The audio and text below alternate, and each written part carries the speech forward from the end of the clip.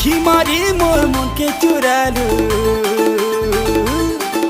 तो प्रेम थी मौते दीवाना कलू तू आखी मारी मोर मन के चुरालू तो प्रेम थी मौते दीवाना कलू तो लगी मन तो चेरे झंझन तो जवानी का मोते घायल गला पानी रे बबली हाय हाय रे बबली पानी रे बबली पानी देख तो झिमझिम कोला पानी रे बबली पानी हाय रे